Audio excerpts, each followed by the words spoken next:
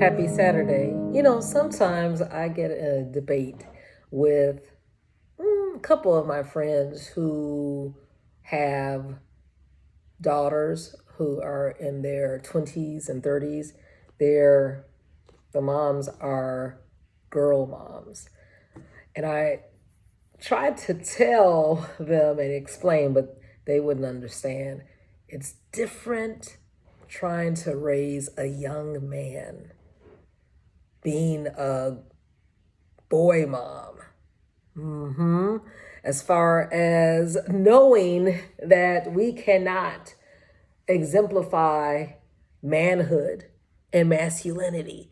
You could study them, but we can't model it because we're not men. And we can only point our sons to our ultimate Heavenly Father, especially if they don't have a man in the home or didn't have one in childhood.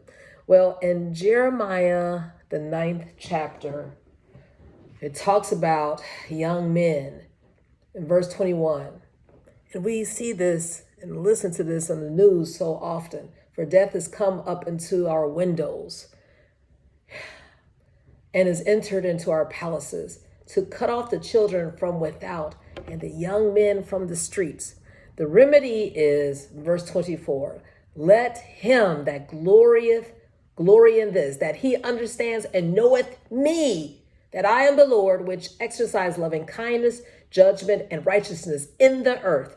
For in these things I delight, saith the Lord. I think about Psalms 144, where it opens, blessed be the Lord, my strength, who teaches my hands to war and my fingers to fight.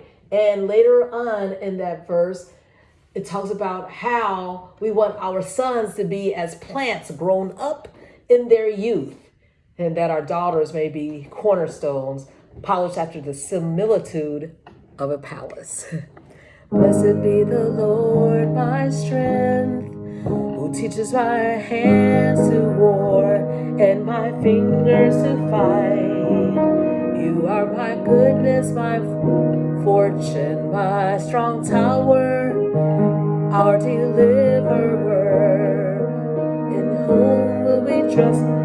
Let our sons may be as plants grown up in youth, and our daughters will be as cornerstones, polished after the palace's similitude. The point is, we have to pray for all of our children in these streets and within.